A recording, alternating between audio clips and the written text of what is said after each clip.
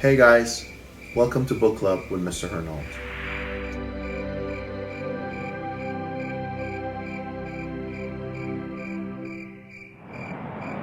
Oh, hey guys, great to see you again. So, as you can see, we have a visitor today. Kaya will be joining us as we read Chapter 3 of Laurie Halsey Anderson's Fever 1793. Now, as usual, I am going to tell you guys to get comfy. Kaya is comfy, and I am comfy. I'm under my blanket, I'm in my little reading nook, and I am pleased to read with you guys tonight. So, get comfortable.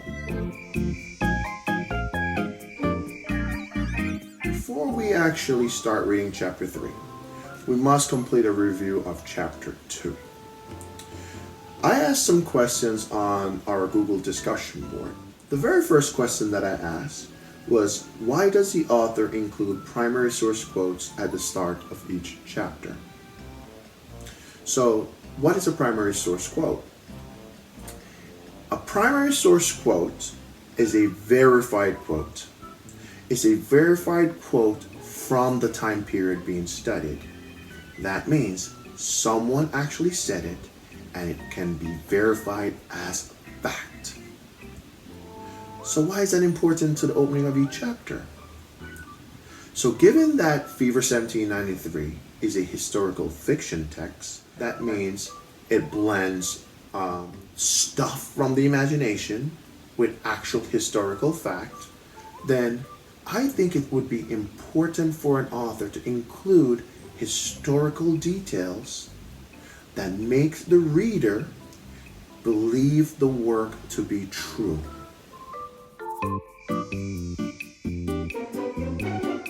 The second question that I asked you guys was, what does the typical morning at the Cook Coffee House tell you about Matilda's family and their society? So I believe that Laurie Halsey Anderson included a typical morning in the Cook family household to show the reader that 1793 Philadelphia was a city of norms. What do I mean by that? It means that everyone in that society had a role and responsibilities. Not only did people have roles and responsibilities, but they were expected to perform to the best of their abilities in those roles, and they were expected to honor their responsibilities. So that is why when Polly didn't show up, everyone was worried. Polly was expected to be at work early, and that is why Matilda was expected to fulfill the role that Polly wasn't completing.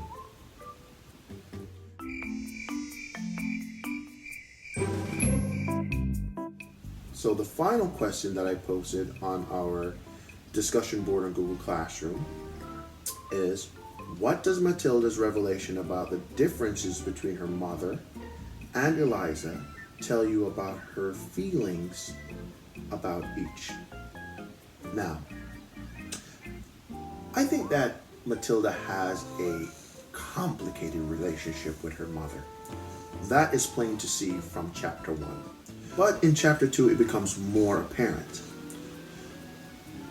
What do I mean by that? In chapter 2, Matilda gave us the reasons why she doesn't feel comfortable with her mother.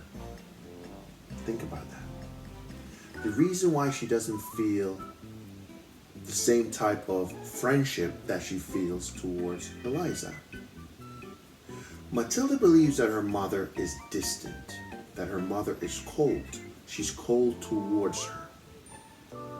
And that isn't just because she wants to be cold. I believe that Matilda wished her mother was more like Eliza. Eliza is more of a mother to Matilda since the death of Matilda's father. Matilda's mother is still supping sorrow with a big spoon. Because Matilda's mother is still sad from the loss of her husband, she's unable to love Matilda the way that Matilda wants her to love her.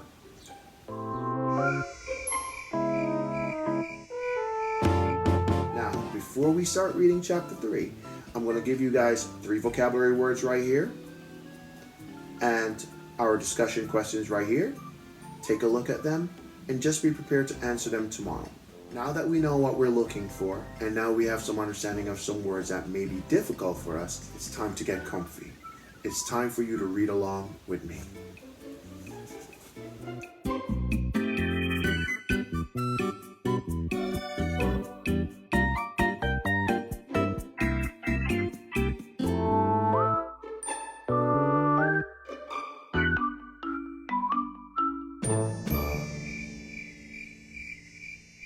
Chapter 3, August 16th, 1793. Oh, then the hands of the pitiful mother prepared her child's body for the grave. Letter of Margaret Morris, Philadelphia, 1793. Dead? Polly's dead?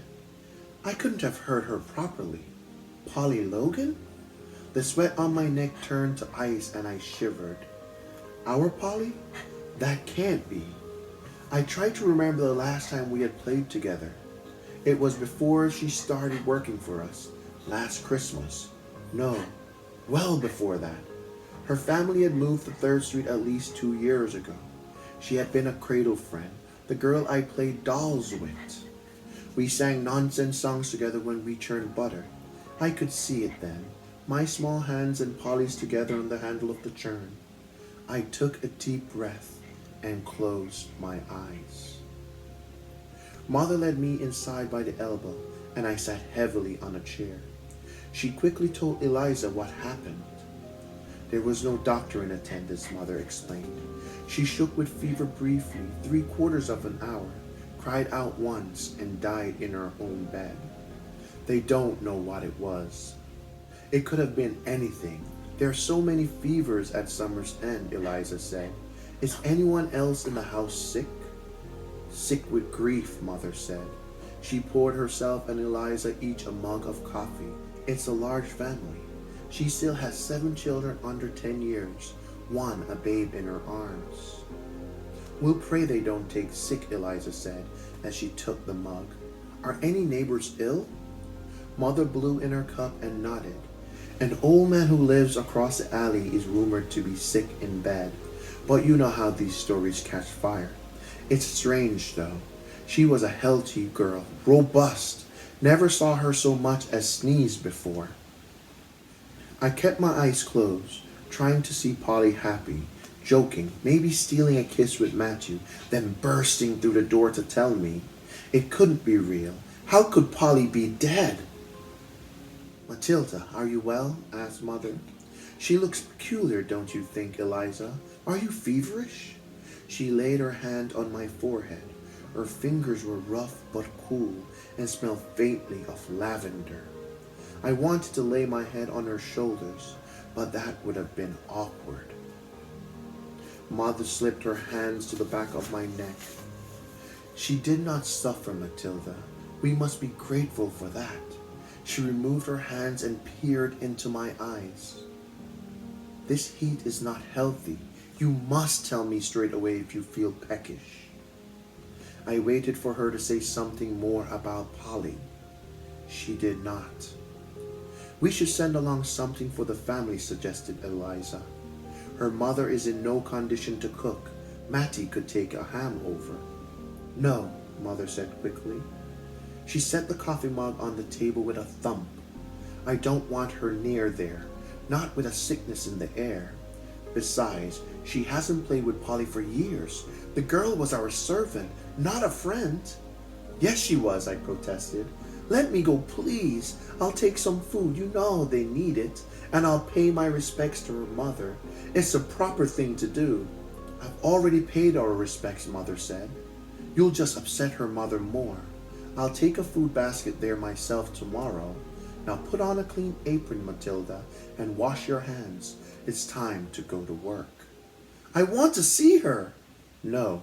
What about the funeral? I asked, blinking back tears. You must let me attend that. No, absolutely not. I forbid it. You'll have nightmares. She was my friend. You must allow me. Why are you so horrid? As soon as the angry words were out of my mouth, I knew I had gone too far. Matilda! Mother rose from her chair. You are forbidden to speak to me in that tone. Apologize at once. The sun coming in the south window cast deep shadows under her eyes and cheekbones. She held her jaw tight, her eyes flashing with anger. She looked old, much older than she should. She hadn't always been so pinch-faced and harsh.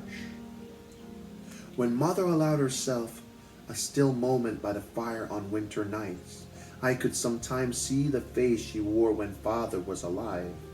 Back then, Mother smiled at me with her eyes and her laughter and her gentle hands. But no longer. Life was a battle, and Mother a tired and bitter captain, the captain I had to obey. My apologies, I said. Night, guys, and thank you for stopping by ELA 7 Book Club with Mr. Hernal. I look forward to reading with you tomorrow. Remember, guys, do the 5 to help stop the spread of the coronavirus.